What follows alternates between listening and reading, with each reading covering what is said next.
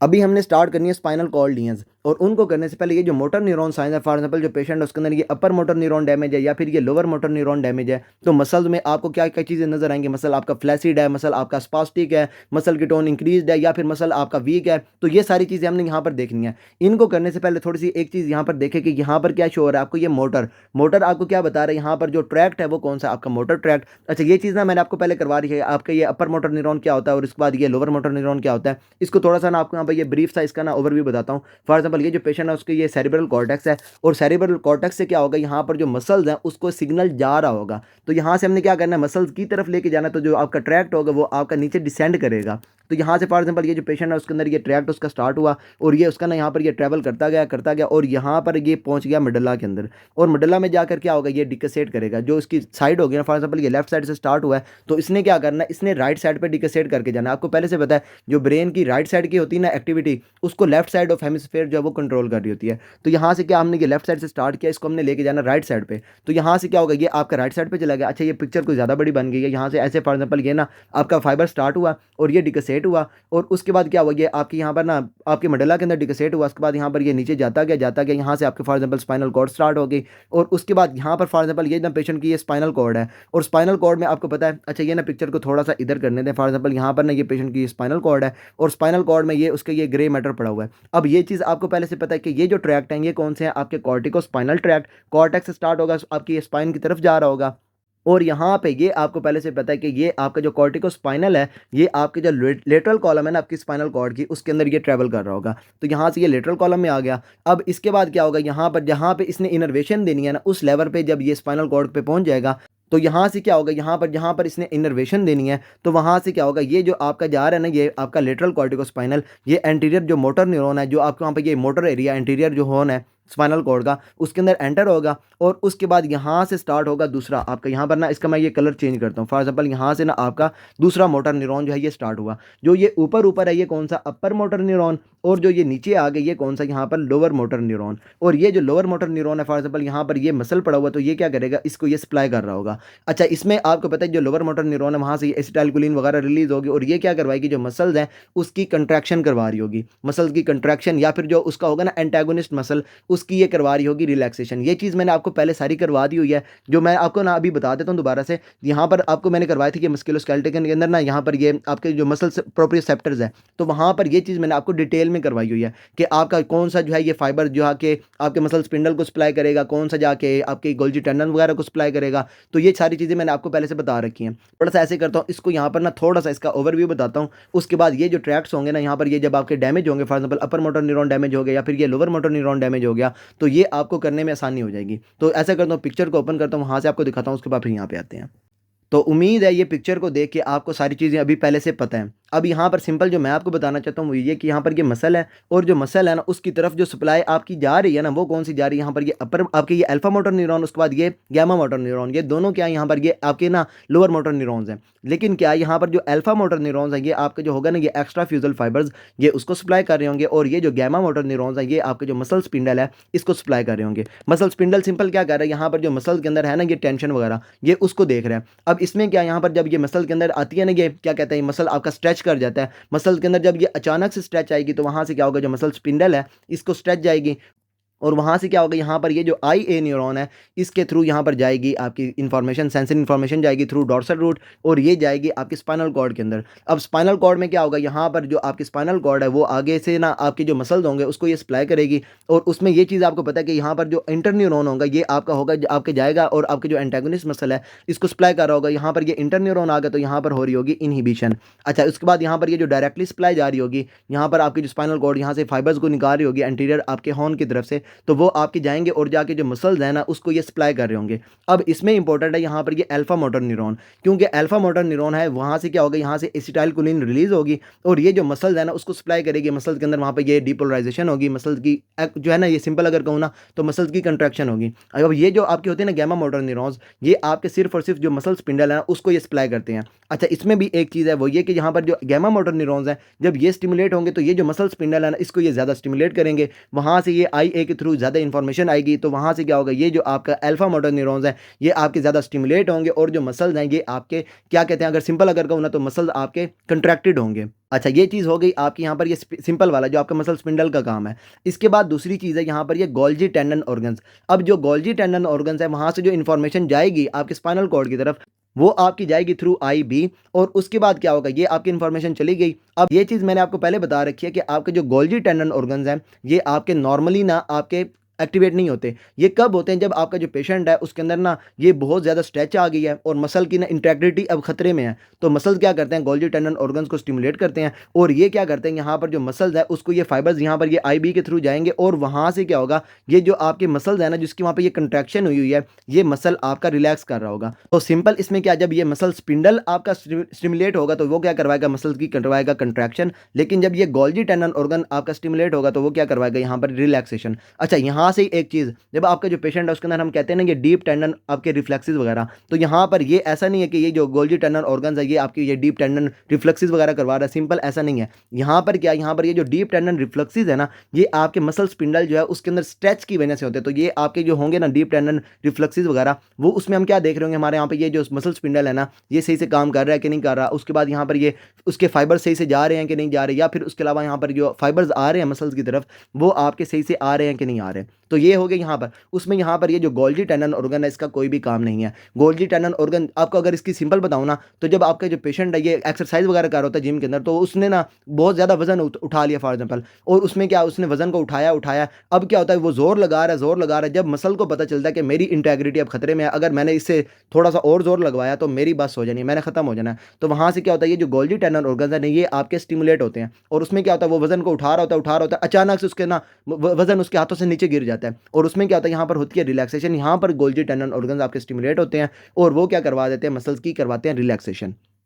अच्छा, ये चीज़ हो गई यहाँ पर ये अल्फा मोटर न्यूरॉन, उसके बाद ये गामा मोटर न्यूरॉन्स। अब ये दोनों क्या, यहाँ पर ये आपके लोअर मोटर न्यूरॉन्स। अब ऊपर से जो आ रहा है वो आपका कौन सा है, अपर मोटर न्यूरॉन। अब यहाँ पर सिंपल जो आपने देखना है वो ये कि जो अपर मोटर न्यूरॉन्स है ये आपके मोस्टली जो होता है ना, ये जो लोअर मोटर न्यूरॉन्स है इसको ये इनहिबिटरी इफेक्ट दे रहे होते हैं, इसकी इनहिबिशन करवाई होती है। जब तक जो है ना ऊपर से कोई भी हमने ना नीचे नहीं लेके आनी ना इन्फॉर्मेशन, तो वहाँ तक क्या होता है, ये जो अपर मोटर न्यूरॉन्स है ये नीचे वाले जो होंगे ना यहाँ पर ये लोअर मोटर न्यूरॉन्स, इसको इन्होंने इनहिबिट करके रखा होगा। अब यहाँ से देखेंगे जब आपका जो पेशेंट है उसके अंदर ये अपर मोटर न्यूरॉन्स डैमेज हो जाएंगे तो इनहिबिटरी इफेक्ट लॉस हो जाएगा। इनहिबिटरी इफेक्ट जब लॉस हो जाएगा तो ये जो आपके लोअर मोटर न्यूरॉन्स होंगे ये आपके ज़्यादा काम कर रहे होंगे। जब ये ज़्यादा काम करेंगे तो यहाँ से जो आपकी एसिटाइलकोलिन है ये ज़्यादा रिलीज़ हो रही होगी, और मसल को जब ये ज़्यादा आपकी वहाँ पर रिलीज़ होगी तो मसल में क्या होगा, यहाँ पर डिपोलराइजेशन ज़्यादा होगी, मसल में आपकी कंट्रैक्शन ज़्यादा हो रही होगी। तो सिंपल जो मैं आपको इसके अंदर बताना चाहता हूँ वो ये कि यहाँ पर जो मसल्स होंगे ये आपके ज़्यादा कंट्रैक्टेड होंगे, और उसको हम क्या कहेंगे यहाँ पर ये स्पास्टिक मसल्स। स्पास्टिसिटी आपकी होगी किसके अंदर, यहाँ पर अपर मोटर न्यूरॉन के डैमेज होने की वजह से। अच्छा, इसी तरीके से जब आपके ये लोअर मोटर न्यूरॉन्स डैमेज हो जाएंगे तो यहाँ पर जो मसल्स हैं इसकी तरफ ये जो एसिटाइलकोलिन है ये आ ही नहीं रही होगी। तो उस केस में क्या होगा, यहाँ पर एसिटाइलकोलिन जब नहीं आएगी, मसल्स की डिपोलराइजेशन नहीं होगी, मसल्स आपके कंट्रैक्ट नहीं करेंगे, तो जो मसल्स आएंगे इस केस में आपको जब ये लोअर आपके होंगे ना ये लोअर मोटर न्यूरॉन्स जब आपके डैमेज होंगे तो यहाँ पर जो मसल्स आएंगे ये आपके फ्लैसिड होंगे, मसल्स आपके बिल्कुल ढीले से ना नीचे की तरफ ये गिर चुके होंगे। तो ये हो गई यहाँ पर आपके मसल स्पास्टिक कहाँ पे होगा, फ्लैसिड कहाँ पे होगा। इसी तरीके से दोबारा से वही आपके टोन की अगर बात करेंगे तो जब आपके अपर मोटर न्यूरॉन्स डैमेज हो जाएंगे तो यहाँ से जब आपके ये इनहिबिटरी इफेक्ट लॉस हो जाएगा, तो जब आपका जो पेशेंट है उसके अंदर ये अपर मोटर न्यूरॉन्स डैमेज होंगे तो नीचे जो मसल्स हैं उसकी टोन भी इंक्रीज होगी। टोन इंक्रीज होगी तो जो मसल्स हैं ये आपके स्पास्टिक होंगे। इसके बाद जब आप बात करेंगे यहाँ पर लोअर मोटर न्यूरॉन्स के डैमेज होने की, तो उस केस में क्या होगा, यहाँ पर जो मसल्स हैं उसकी तरफ कुछ जा ही नहीं रहा, तो मसल्स आपके फ्लैसिड है, टोन इस केस में क्या होगा, यहाँ पर डिक्रीज होगी। अच्छा, उसके बाद जब आप बात करेंगे रिफ्लेक्सेस की, तो सिंपल वही यहाँ पर जब ये लोअर मोटर न्यूरॉन्स डैमेज हो जाएंगे तो यहाँ से क्या होगा, यहाँ से ये जो आपकी है ना ये सेंसरी न्यूरॉन ये तो लेके चले गए, लेकिन क्या हुआ यहाँ पर जो आपकी है ना ये स्पाइनल कॉर्ड वहाँ से आपकी इन्फॉर्मेशन नीचे नहीं आएगी। तो जब आपका जो पेशेंट है उसके अंदर ये लोअर मोटर न्यूरॉन्स डैमेज हो जाएंगे तो जो मसल्स हैं उसकी तरफ ये स्टिमुलेशन नहीं आएगी, मसल्स आपके वहाँ पर कंट्रैक्ट नहीं करेंगे, तो जो पेशेंट है उसके अंदर ये जो डीप टेंडन रिफ्लेक्सेस होंगे ये उसके एबसेंट होंगे in case of lower motor neuron. अगर आप बात करेंगे अपर मोटर न्यूरॉन डैमेज की, तो उस केस में क्या यहाँ पर ये जो लोअर मोटर न्यूरॉन है ये आपका बिल्कुल सही काम कर रहा है। अब यहाँ पर क्या, यहाँ पर है मसल्स के पेशेंट जो है ना, ये आपकी जो होती है ना अपर मोटर न्यूरॉन, जब आपकी ये डैमेज होगा तो उस केस में क्या होगा, जो मसल्स हैं ये आपके होंगे स्पास्टिक। तो आपकी मसल्स स्पास्टिक हैं। अब इस केस में क्या, यहाँ पर जो स्पास्टिसिटी है ना, इसके साथ साथ जो रिफ्लेक्सेस होंगे ये भी आपके इंक्रीज्ड होंगे। तो सिंपल यहाँ पर क्या होगा, जो पेशेंट है उसकी जब ये बात करेंगे ना रिफ्लेक्सेस की, तो यहाँ पर आपको हाइपर रिफ्लेक्सिया जो है ये आपको नजर आ रहा होगा। और इसमें सिंपल क्या, यहाँ पर ये इनहिबिटरी इफेक्ट नहीं आ रहा, जो मसल स्पिंडल है ये आपका ज़्यादा स्टिमुलेटेड होगा और वहाँ से जो पेशेंट है उसके अंदर ये हाइपर रिफ्लेक्सिया जो है ये आपको नजर आ रहा होगा। अच्छा, इसके बाद ना यहाँ पर आपने एक और चीज़ समझनी है, वो ये कि ये जो लोअर मोटर न्यूरॉन्स हैं, यहाँ से क्या हो रहा है, आपकी एसिटाइलकोलिन रिलीज हो रही है। अब इसमें एक चीज़ है वो ये कि आपके नॉर्मल सर्कमस्टांसिस में जब आपके ऊपर से डिपोलराइजेशन वगैरह नहीं आ रही, ऊपर से सिग्नल नहीं आ रहा, तो यहाँ पर नॉर्मल सर्कमस्टांसिस में भी आपके जो होते हैं ना ये नर्व आपकी एंडिंग्स, वहाँ से एसिटाइलकोलिन रिलीज होती है। और इसका काम क्या होता है, इसने जो मसल्स है ना उसको ये ट्रॉपिक एक्शन देना होता है। वहाँ पे जो मसल्स है ना इसकी इसने करवानी होती है ग्रोथ। अब सिंपल हो गया, यहाँ पर जब जो पेशेंट है उसके अंदर ये आपके लोअर मोटर न्यूरॉन्स डैमेज हो जाएंगे तो एसिटाइलकोलिन रिलीज नहीं होगी, ट्रॉपिक एक्शन नहीं जाएगा, ग्रोथ नहीं होगी मसल्स की, मसल्स आपके वीक होना शुरू हो जाएंगे, मसल्स की एट्रोफी आपको नजर आ रही होगी। अब यहाँ पर है कि जब आपका जो पेशेंट है उसके अंदर ये लोअर मोटर न्यूरॉन्स डैमेज होंगे तो उस केस में आपको एट्रोफी नजर आ रही होगी, मसल्स आपके वीक हो रहे होंगे। अब उसके साथ साथ क्या, जब ये जो पेशेंट है उसके अंदर ये अपर मोटर न्यूरॉन्स डैमेज होंगे तो अपर मोटर न्यूरॉन्स के डैमेज होने पर यहाँ पर ये जो लोअर मोटर न्यूरॉन्स है ये ट्रॉपिक एक्शन जो है उसको तो कर रहे हैं, तो जो मसल्स है उसके अंदर वहाँ पर जो एट्रोफी है ना ये आपको कम नजर आएगी as compare to upper motor neurons. यहाँ पर जो फर्स्ट एड है ना उसमें उन्होंने लिखा हुआ है कि यहाँ पर एब्सेंट होगी, लेकिन यहाँ पर क्या है, यहाँ पर थोड़ी सी आपकी जो होती है ना एट्रोफी वो हो रही होती है। तो आपने सिंपल इसके अंदर यही याद रख लेना कि जब आपके जो पेशेंट है उसके अंदर ये लोअर मोटर न्यूरॉन्स डैमेज होंगे तो वहाँ पर भी आपको एट्रोफी जो है ये आपको नजर आएगी लोअर मोटर न्यूरॉन्स के केस में। जब आपके अपर मोटर न्यूरॉन्स आपके डैमेज होंगे ना तो वहाँ पर क्या होगा, एट्रोफी आपको कम नजर आएगी, लेकिन वो आपकी क्या है, यहाँ पर जो मसल्स है ना वो आपके यूज नहीं हो रहे तो उसकी वजह से आपकी एट्रोफी होगी। लेकिन ये जो ट्रॉपिक एक्शन है ना इसकी वजह से वहाँ पर एट्रोफी नहीं हो रही होगी और वीकनेस दोनों के केस में होगी। यहाँ पर जो मसल नहीं आपके बिल्कुल काम नहीं कर रहे, लेकिन यहाँ पर चीज़ें इंपॉर्टेंट वो ये कि जब आपके जो पेशेंट है उसके अंदर ये लोअर मोटर न्यूरॉन्स डैमेज होंगे तो जो वीकनेस है ये आपकी ज़्यादा होगी as compare to upper motor neuron damage. अच्छा, इसी के साथ साथ ये जो हम देखते हैं ना पेशेंट के अंदर ये टोज़, हम वो जो लेटरल साइड होती है ना ये टोज़ की, उसमें हम ये जो पेंसिल को लगा के हम ये जो पेशेंट के अंदर ये बेबिंस्की चेक कर रहे होते हैं, यहाँ पर ये जो आपके होते हैं ना ये प्लांटर्स वगैरह वो हम जो चेक कर रहे होते हैं वो आपका होता है बेबिंस्की साइन। तो इस केस में यहाँ पर है सिंपल, वो जब आपका जो पेशेंट है उसके अंदर ये अपर मोटर न्यूरॉन्स डैमेज होंगे तो जो बेबिंस्की है ये आपका पॉजिटिव होगा, टोज़ उसके अपवर्ड जाएंगे। लेकिन जब ये लोअर मोटर न्यूरॉन्स डैमेज होंगे तो यहाँ पर क्योंकि स्टिमुलेशन वगैरह नहीं आ रही होगी तो बेबिंस्की है ये आपका इस केस में नेगेटिव होगा। अच्छा, उसके बाद ये जो स्पास्टिक मसल्स हैं ये आपको अपर मोटर न्यूरॉन डैमेज होने की वजह से नजर आ रहे होंगे और जो फ्लैसिड मसल्स हैं ये आपको लोअर मोटर न्यूरॉन डैमेज होने की वजह से नजर आ रहे होंगे। अच्छा, इसके बाद ना यहाँ पर एक और चीज़ है वो है आपकी ये क्लैस्प नाइफ, उसके बाद ये स्पास्टिसिटी। अब ये तो एक चीज़ कंफर्म हो गई, ये स्पास्टिसिटी है तो ये कहाँ पर होगी, जब आपका जो पेशेंट है उसके अंदर ये अपर मोटर न्यूरॉन्स डैमेज होंगे। अब इस केस में क्या, यहाँ पर ये ना नाइफ डिफॉर्मिटी है ना क्लैस्प नाइफ डिफॉर्मिटी, इसमें क्या होगा, जो पेशेंट है उसकी ये जो टोन्स हैं मसल्स में वहाँ पर इंक्रीज होंगी। अब आपने क्या करना है, मसल्स को नीचे आपने खींचते जाना, खींचते रहना, आपने जोर लगाना है। अब क्या होगा, जोर लगेगा तो यहाँ पर ये जो फाइबर्स है ना ये आपके ज़्यादा स्टिमुलेट हो रहे होंगे, जहाँ पर ज़्यादा सेंसेशन दे रहे होंगे। अब ये जो मसल स्पिंडल है ये भी आपका पहले से ज़्यादा काम कर रहा है क्योंकि आपका जो पेशेंट है उसके अंदर ये अपर मोटर न्यूरॉन्स डैमेज है। अब यहाँ से क्या होगा, जब आप जोर लगाते रहेंगे तो एक टाइम ऐसा आएगा कि ये जो गोल्जी टेंडन ऑर्गन्स हैं ये आपके स्टिमुलेट होंगे, जब आपकी जो मसल्स हैं इसकी इंटेग्रिटी होगी खतरे में। तो जब ये स्टिमुलेट होंगे तो उस केस में क्या होगा, यहाँ से ये जो आई भी है इसके थ्रू जाएगी स्टिमुलेशन आपकी स्पाइनल कॉर्ड की तरफ और वहाँ से क्या होगा, जो पेशेंट है जब ये जीटीओ ऑर्गन आपके जो होंगे ये स्टिमुलेट होंगे, गोल्जी टेंडन ऑर्गन जब ये स्टिमुलेट होंगे तो यहाँ पर क्या होगा, जो पेशेंट है उसके अंदर ये रिलैक्सेशन आपको नजर आ रही होगी। अब यहाँ पर क्या, जब आप ये जो बात करेंगे ना ये क्लैस्प नाइफ डिफॉर्मिटी की, तो उसमें जब आप ये जोर लगाते रहेंगे तो एक टाइम ऐसा आएगा जब ये आपके गोल्जी टेंडन ऑर्गन आपके वहाँ पे स्टिमुलेट हो जाएंगे और वहाँ से क्या होगा, यहाँ पर पेशेंट के अंदर पहले तो आपको बहुत ज़्यादा रेजिस्टेंस नजर आ रही होगी, लेकिन क्या होगा अचानक से वहाँ पर ये जो रेजिस्टेंस है ये आपकी खत्म हो जाएगी और उसमें क्या होगा, यहाँ पर जो मसल्स हैं ये आपके अचानक से रिलैक्स कर जाएंगे। उसके बाद क्या होगा, दोबारा से वही आपके मसल दोबारा से कंट्रैक्टेड होंगे, आप दोबारा से इसको जोर लगाते रहेंगे और अचानक से ये मसल आपके रिलैक्स कर रहा होगा। तो ये क्या है, यहाँ पर ये क्लैस्प नाइफ डिफॉर्मिटी, और ये भी आपको कहाँ पर नजर आएगी, अपर मोटर न्यूरॉन डैमेज होंगे तो उसमें आपको नजर आ रही होगी।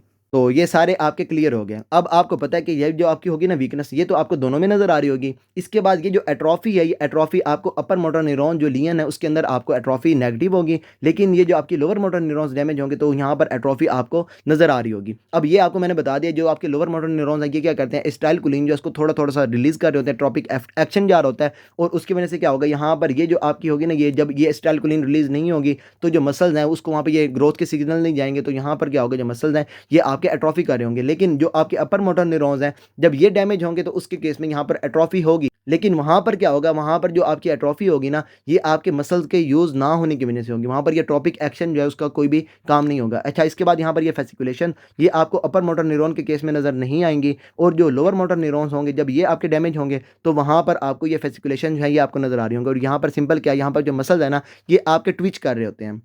अच्छा, इसके बाद यहाँ पर ये रिफ्लेक्सेस, तो यहाँ पर जब ये लोअर मोटर न्यूरॉन डैमेज होंगे तो वहाँ पर उसको स्टिमुलेशन ही नहीं आ रही होगी, तो इस केस में जो रिफ्लेक्सेस हैं ये आपके कम होंगे, लोअर्ड होंगे। और उसके बाद ये आपको मैंने पहले बता दिया, ये आपकी जो रिफ्लेक्सेस हैं ये आपके अपर मोटर न्यूरॉन के केस में हाइपर रिफ्लेक्सी आपको नजर आ रहा होगा। सारा मैंने इसके अंदर आपको बता दिया। इसके बाद टोन दोबारा से वही, यहाँ पर ये जो पेशेंट है उसके अंदर ये जो मसल्स हैं ये आपके ज़्यादा कंट्रैक्टेड होंगे, तो यहाँ पर जो टोन होगी ये इंक्रीज होगी, और लोअर मोटर न्यूरॉन के केस में यहाँ पर टोन डिक्रीज होगी। इसके बाद बेबिंस्की आपको मैंने बता दिया, ये आपके जो पेशेंट है जब उसके अंदर ये अपर मोटर न्यूरॉन्स डैमेज होंगे तो बेबिंस्की पॉजिटिव होगा, टोज उसके अपवर्ड होंगे। और जो लोअर मोटर न्यूरॉन्स है इसके केस में क्योंकि वहाँ पर ये स्टिमुलेशन वगैरह नहीं आ रही होगी, तो यहाँ पर क्या होगा, ये जो आपके बेबिंस्की होगा ये आपका नेगेटिव होगा। इसके बाद स्पास्टिक मसल आपको नजर आएंगे in case of upper motor neuron, और यहाँ पर लोअर मोटर न्यूरॉन के केस में नजर नहीं आएंगे। और ये जो फ्लैसिड मसल्स हैं ये आपको नजर आएंगे in case of lower motor neuron damage. अच्छा, इसके बाद यहाँ पर ये जो क्लैस्प नाइफ डिफॉर्मिटी है ये भी मैंने आपको बता दिया। इसमें सिंपल क्या, जो पेशेंट है उसके अंदर ना ये स्टार्ट में बहुत ज़्यादा रेजिस्टेंस हो रही होगी, आप जोर लगाते रहेंगे। एक टाइम ऐसा आएगा कि आपकी जो है ना ये आपके गोल्जी टेंडन ऑर्गन ये आपका स्टिमुलेट करेगा, और वहाँ से क्या हो जाएगी, रिलैक्सेशन। तो उसमें क्या होगा, पहले आपको बहुत ज़्यादा रेजिस्टेंस नजर आ रही होगी, अचानक से ये रेजिस्टेंस आपकी खत्म हो जाएगी, फिर दोबारा से बहुत ज़्यादा आ रही होगी, फिर अचानक से ये खत्म हो रही होगी। तो ये है आपकी यहाँ पर ये क्लैस्प नाइफ स्पास्टिसिटी। और ये भी कहाँ पर नजर आएगी, आपको अपर मोटर न्यूरॉन डैमेज के केस में नजर आएगी। लेकिन जब ये लोअर मोटर न्यूरॉन लीन होगी तो उसके केस में आपको ये भी नजर नहीं आ रही होगी।